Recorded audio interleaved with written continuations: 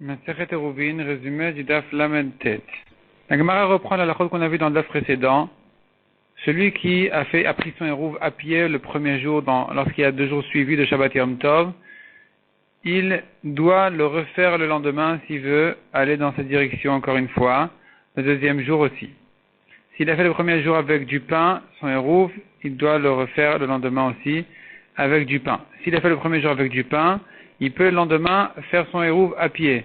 Si par contre le premier jour il a fait à pied, le lendemain il ne peut pas mettre là-bas du pain, parce qu'on ne peut pas faire un nouveau pain.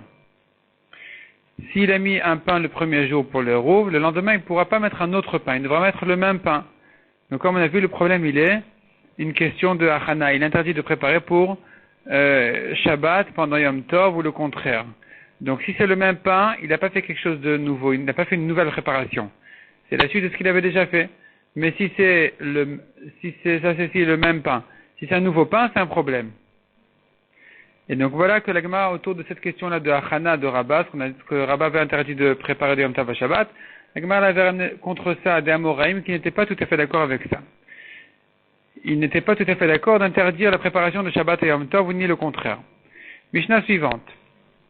Rabbi Yehuda dit, un Rosh Hashanah, donc 2 jours, ou plutôt, on ne savait pas si ça allait durer 1 jour ou 2 jours, parce que à l'époque, ça dépendait des années, ça dépendait des témoins. Est-ce qu'ils viendraient témoigner qu'ils ont vu la lune déjà rapidement ou pas? Et donc lui, dans le doute, il craignait que ça va devenir 2 jours de Yom Tov. Or, il a besoin d'aller dans 2 directions opposées, différentes. Il peut fixer son Eruv dans les 2 directions en disant le premier jour je vais à l'est, le deuxième jour je vais à l'ouest, ou le contraire, ou bien un des 2 jours je reste chez moi. Les Chachamim ne sont pas d'accord avec Rabbi Yehuda de séparer la Kedusha des 2 jours de Rosh Hashanah. C'est une Kedusha suivie, donc il doit prendre les 2 jours au même endroit. Rabbi Yehuda dit de même, un homme qui a des fruits de Tevel, le premier jour de Rosh Hashanah, il les prélève en disant si aujourd'hui c'est un jour de Chol, j'ai fait les prélèvements aujourd'hui, sinon j'ai rien dit. Le lendemain, il répète la même chose. Si hier c'est un jour de Chol, alors j'ai déjà fait les prélèvements hier, aujourd'hui je ne fais rien. Si non, si hier c'était Kodesh, alors si hier c'était Yom Tov, alors aujourd'hui je fais les prélèvements. De même, dit Rabbi Yehuda, un œuf qui était pondu le premier jour de Rosh Hashanah peut être mangé le deuxième jour.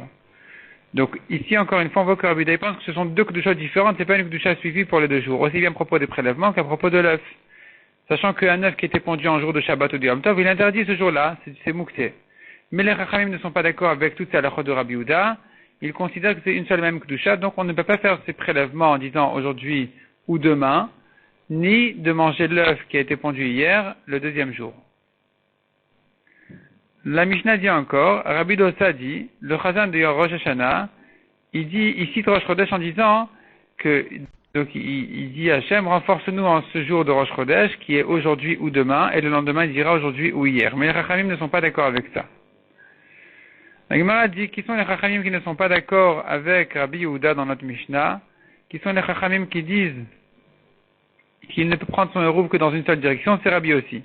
C'est Rabbi aussi qui considère que c'est une seule et même Kedusha. La Gemara ramène la discussion entre Rabbi Yossi et Chachamim, à savoir, chacun ramène ses arguments, pour quelles raisons considérer que c'est une Kedusha, quelles sont les preuves pour et contre.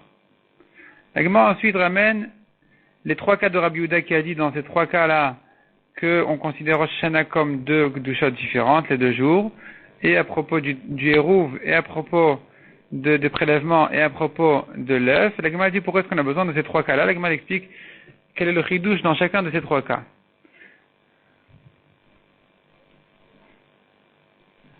La Gemara ensuite explique l'histoire de prélèvement exactement comment ça marche, quel est le tnaï qui fait, on l'a déjà cité, on l'a déjà ramené.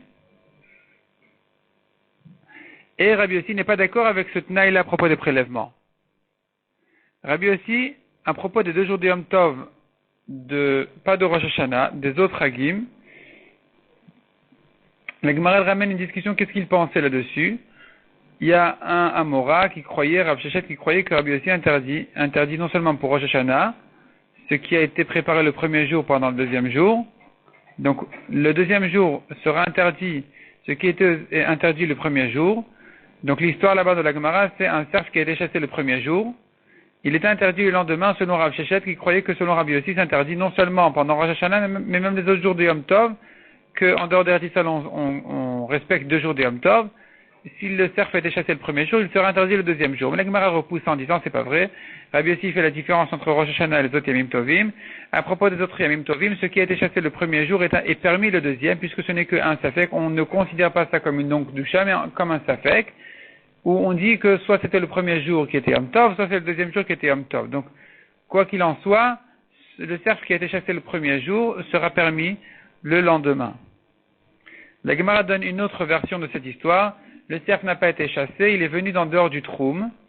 Et la discussion ici n'était pas du tout à savoir est-ce que c'est une kdusha ou deux kdushot. Il n'était pas question là-bas de le permettre le lendemain ou de l'interdire le lendemain. La question elle était, sachant que ce cerf a été amené en l'honneur de Resh Galuta, est-ce qu'on dit que il sera donc permis pour les autres, puisque un goy qui a amené quelque chose en dehors du troum pour un juif, ça sera permis pour un autre juif, ou bien je dis que quand il amène pour Resh Galuta, le cerf, eh bien, il avait l'intention que Resh Galuta certainement va inviter les Chachamim, il y a toujours des Rabbanim et des Chachamim qui sont chez lui, et donc c'est avec l'intention de tous ces Rabbanim là en question, donc finalement ils sont tous concernés, ça s'appelle par cette intention-là, donc ça a été amené pour eux, et donc finalement ils seraient tous interdits de profiter de ce cerf-là.